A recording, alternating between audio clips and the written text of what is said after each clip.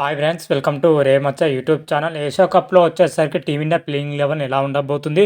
ముఖ్యంగా శుభ్మన్ గిల్ రీఎంట్రీతోనైతే ఇద్దరు ప్లేయర్లపైన అయితే వేటు పడే అవకాశం ఉంది. ఆ ఇద్దరు ప్లేయర్ ప్లేయింగ్ 11లో రాకపోవచ్చు. ఓవరాల్గా ఏషియా కప్లో వచ్చేసరికి టీమిండియా యొక్క ప్లేయింగ్ 11 ఎలా ఉంది, ఏ విధంగా ఉంది అనే విషయాల గురించి పూర్తి డీటెయిల్ తెలుసుకునే ముందు మా ఛానల్ అయితే సబ్స్క్రైబ్ చేసుకోండి. పక్కన ఉన్న బెల్ ఐకాన్ మాత్రం అయితే క్లిక్ చేసి పెట్టుకోండి. ఫర్దర్గా మేము వీడియోలు అప్లోడ్ చేసినా మీకు నోటిఫికేషన్ వస్తుంది. ఏషియా కప్ 2025 వచ్చేసరికి వచ్చే నెల సెప్టెంబర్ నుంచి అయితే ప్రారంభం కాబోతుంది. సెప్టెంబర్లో వచ్చేసరికి 9 నుంచి సెప్టెంబర్ 28 వరకు అయితే జరగబోతుంది. దాదాపు ఇలా 8 జట్లు అయితే పాల్గొనబోతున్నాయి. ఇప్పటికే 2 గ్రూపులుగా అయితే డివైడ్ చేయడం జరిగింది. టీమిండియా వచ్చేసరికి ఏ గ్రూప్లో ఉండడం జరిగింది. ఏ గ్రూప్లో వచ్చేసరికి టీమిండియా, పాకిస్తాన్, అదేవిధంగా యుఏఈ, ఒమన్ దేశాలు అయితే గ్రూప్ ఏలో అయితే ఉండడం జరిగినాయి. అయితే ఏషియా కప్ 2025 సంబంధించి ఫుల్ షెడ్యూల్ ఇప్పటికే రిలీజ్ చేయడం జరిగింది.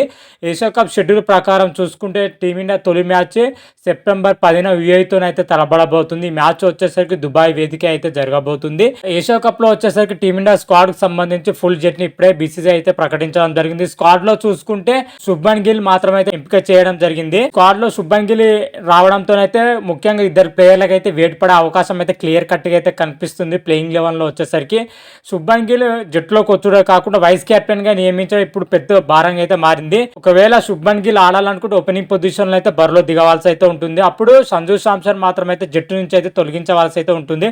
సంజు శాంసన్ ఇటీవల కాలంలో చూసుకుంటే ఓపెనింగ్ పొజిషన్ లో అద్భుతంగా రాణించడం జరిగింది. T20 సిరీస్ లో ప్రజెంట్ వచ్చేసరికి సంజు శాంసన్ కేరళ ప్రీమియర్ లీగ్ లో మాత్రం అయితే అదరగొడుతున్నా అని చెప్పుకోవచ్చు.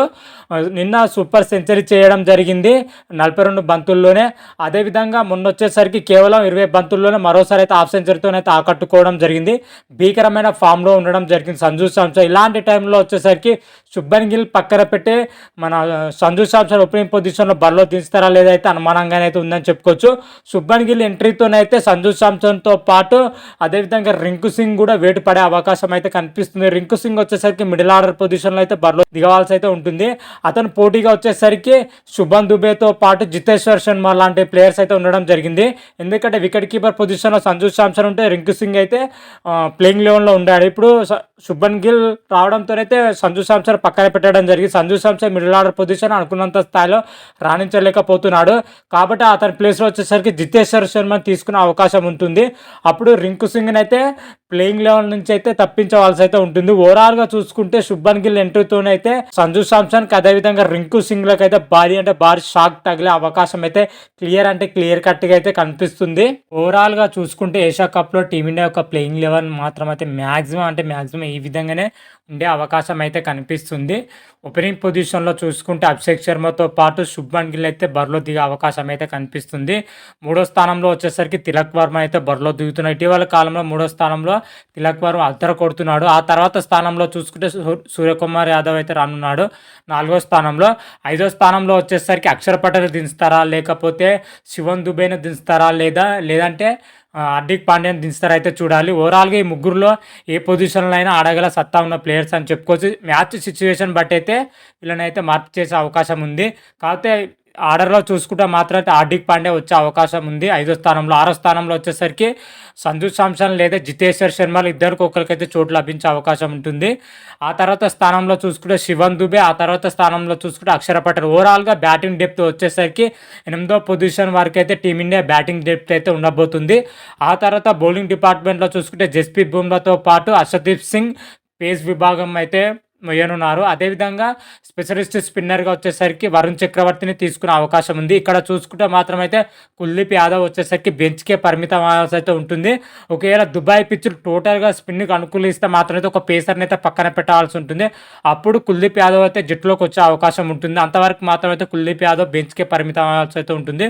ఓవరాల్గా చూసుకుంటే టీమిండియా యొక్క ప్లేయింగ్ 11 మాత్రం అయితే ఈ విధంగానే ఉంటుంది. అభిషేక్ శర్మ, శుభ్మన్ గిల్, తిలక్ వర్మ, సూర్యకుమార్ యాదవ్, హార్దిక్ పాండ్యా, సంజు శాంసన్, జితేశ్వర్ శర్మ, శివన్ దుబే, అక్షర్ పటేల్, జస్ప్రీత్ బుమ్రా, హర్షదీప్ సింగ్, వరుణ్ చక్రవర్తితో కూడిన ప్లేయింగ్ 11 అయితే ఉండబోతుంది. మ్యాక్సిమం ఇదే ప్లేయింగ్ 11తో అయితే బరిలో దిగవచ్చు. ఏమైనా మార్పులు ఉంటే మాత్రం అయితే శివన్ దుబే ప్లేస్లో వచ్చేసరికి రింకు సింగ్ వచ్చే అవకాశం ఉంటుంది. ఆ తర్వాత చూసుకుంటే సంజు శాంసన్ ప్లేస్లో జితేశ్వర్ శర్మ వచ్చే అవకాశం ఉంటుంది. పిన్కి అనుకూలించే పిచ్లో వచ్చేసరికి హర్షదీప్ సింగ్ నైనా లేదా జస్ప్రీత్ బుమ్రానైనా పక్కన పెట్టి అతని ప్లేస్లో వచ్చేసరికి ఒక స్పిన్నర్ గానీ ఒక తీసుకునే అవకాశం ఉంటుంది. స్పిన్నర్గా తీసుకుంటే కుల్దీప్ యాదవ్ వస్తారు. పేసర్గా తీసుకుంటే మాత్రం అయితే హర్షిత్ రాణా వచ్చే అవకాశం అయితే కనిపిస్తుంది. ఓవరాల్గా చూసుకుంటే టీమిండియా యొక్క మ్యాక్సిమం ప్లేయింగ్ 11 అయితే ఈ విధంగానే ఉండే అవకాశం ఉంటుంది. ఏషియా కప్ 2025లో టీమిండియా వచ్చేసరికి తొలి మ్యాచ్ యూఏఈతోనైతే తలబడబోతుంది. యూఏఈతోని ఏ ప్లేయింగ్ 11తో బరిలో దిగే అవకాశం ఉంటుంది. మ్యాక్సిమం చూసుకుంటే ఈ మ్యాచ్కి జస్ప్రీత్ బుమ్రాకి అయితే రెస్ట్ ఇచ్చే అవకాశం ఉంటుంది. అతని ప్లేస్లో వచ్చేసరికి పేసర్ని తీసుకుంటారా, స్పిన్నర్ని తీసుకుంటారా అనేది అయితే నేను అప్డేట్ రాగానైతే మరొక వీడియో చేసి అప్లోడ్ చేస్తాను. అంతవరకు మీకు ఈ వీడియో కానీ నచ్చినట్టయితే లైక్ చేయండి, షేర్ చేయండి. మరిన్ని వీడియోల కోసం అయితే మా ఛానల్ అయితే సబ్స్క్రైబ్ చేసుకోండి.